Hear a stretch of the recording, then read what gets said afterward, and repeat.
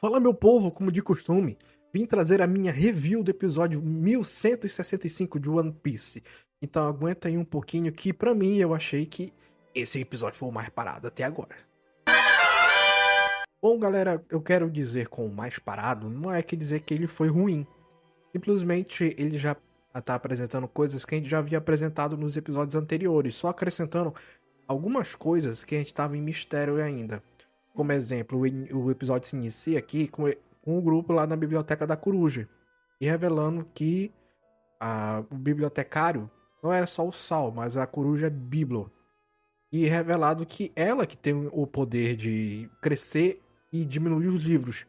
E não é uma espécie de magia, é a Coruja. E a Vegapunk fala que a Coruja provavelmente comeu a fruta do crescimento, que assim eles conseguem expandir objetos, por exemplo, os livros da biblioteca, e serem colocados lá. Até o próprio Sol fala que eles não têm jornal, já que eles não são aliados ao governo, eles pegam um jornal de pescadores pequenos que vêm trazer mercadorias e tudo mais.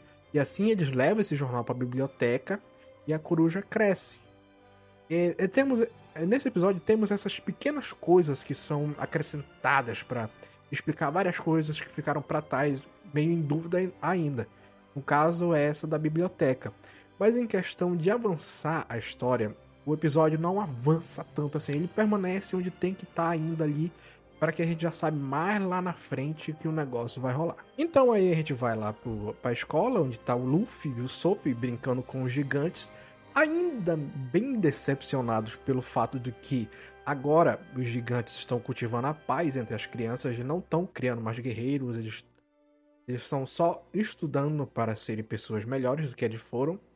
E isso, o Soap e o Luffy ficam meio, sabe, pra baixo assim, vocês são muito chatos, deram pra ser guerreiro, e as crianças ficam brigando com eles, dizendo que o Luffy é muito agressivo e tudo mais. Então aí que finalmente temos a introdução do Column, que é uma da criança que vai ser muito importante daqui pra frente. Ele é filho da Ripley com um humano. Agora, você me pergunta como isso é possível? Não sei. Oda, explica pra gente. Aqui o Column chega gritando, acertando uma espada de madeira em cima do Luffy. E o Luffy simplesmente desvia dessa espada sem nenhum esforço. E quando o Column vai tentar acertar ele de novo, ele simplesmente quebra a espada com um soco assim. Ele quebra e o Luffy dá um pulo por cima do Column. E ele vai dar a segunda marcha em cima do Column. E eu pensei, pô, não é possível que o Luffy vai acertar o Column, uma criança, cara. Não, ele acerta o chão, mas derruba o Column assim mesmo. E todo mundo fica surpreso. Pô, um gigante pequeno assim, vindo pra cima, assim, do nada. E aí o Column fica todo alegre, conheceu o Luffy. E isso outras crianças ficam xingando o Column, porque Column aqui é o único que foi criado como um futuro guerreiro de Elbaf. A mãe do Column fala que, pô, tá se metendo em encrenca de novo, menino. Mas aquele golpe foi bacana, hein? Parabéns. E o Column fica todo alegre com isso. Que mostra que, independentemente de as crianças de Elbaf serem guerreiras ou não mais, existem aqueles que vão seguir ainda os seus antepassados. Exemplo, o Column, né, cara? O Column aqui era para ser criado como as outras crianças. No entanto, que as outras crianças ficam xingando ele, dizendo: ô, Column, para com isso, tá muito agressivo, não sei o que. Vai parando aí. Não, cara, chega. É igual esse Luffy aí. Aí o Column fala: pô, vocês são idiotas, cara. Vocês são covardes. Tudo mais. Mostra que, por mais que o Rei Harold quisesse que as crianças do futuro fossem educadas da maneira correta do que ele via daquele tempo, que a gente ainda vai ver mais futuramente esse desejo do Rei Harold, de que as gerações futuras de Elbaf fossem criadas por meio de diplomacia, não de guerra, ainda os antepassados vão viver nas outras crianças, mesmo elas querendo ou não. Exemplo é o Column. Column, tipo, ele é criado, ele vai na escola, só que a Ripley ensina ele que ensinou a ele a ser como um guerreiro.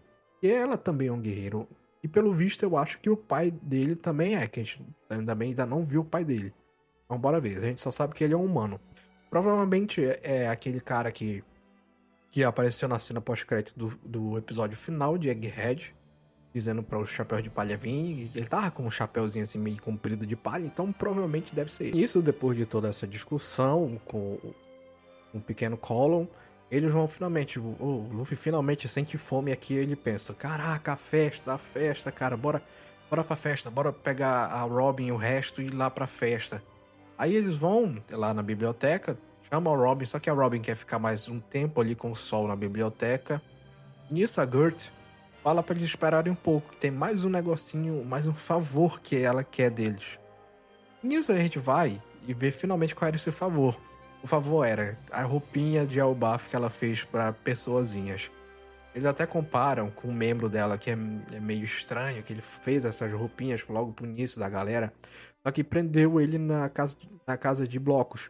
Aí, pô, tem aqui, né, aquele cara taradão lá, não sei o quê. Não, só costuro, cara. Não sou que nem ele, eu só faço roupa pra gente pequena, só isso. E nisso, finalmente vamos para o esperado banquete de Elbaf. Finalmente chegamos no aguardado banquete, onde vemos que cada gigante que o Chapéu de Palha ajudaram fez um brinde a ele, o Dory e o Brog, por terem salvado eles, entendido o orgulho de gigante deles, o Harudin por ter salvo eles e tudo mais. E nisso a gente vê que aparece o gigante e que eles salvaram lá no arquipélago de Sabaody, lá onde o Luffy deu aquele famoso soco em um terubito. E ele agradece e tudo mais, eles ficam, pô, era aquele gigante lá, né, cara? Mal de reconheci por causa da barba e tudo mais. E nisso, do nada, chega um cara, um gigante, que é mais gigante que os gigantes, cara. Ele é o chefe Jaru. Ele, cara, ele passa dos outros gigantes, mano. Ele é porreta, cara. Nisso eles falam que é o chefe Jaru, aqui da ilha de Elbaf. E a primeira coisa que o Luffy fica impressionado é que o Jaru, ele tem uma espada enfiada no crânio dele. Ele fala, pô, tu tem uma espada enfiada aí, cara. Como é que tu tá vivendo com isso? Não, é que meu capacete me ajudou a sobreviver. Mas, cara, o capacete a espada passou o capacete, cara. Como é que é isso?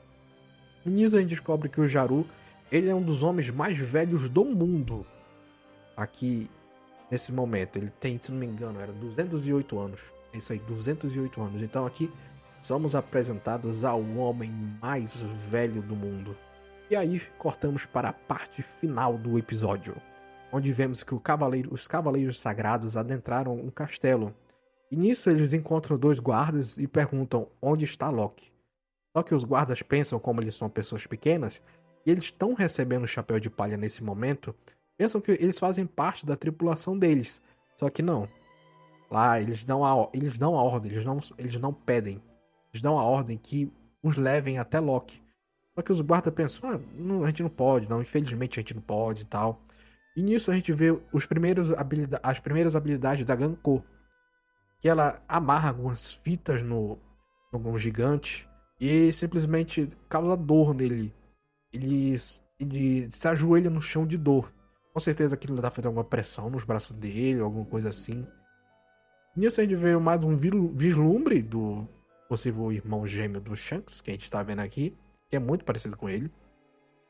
E a gente corta pro final do episódio.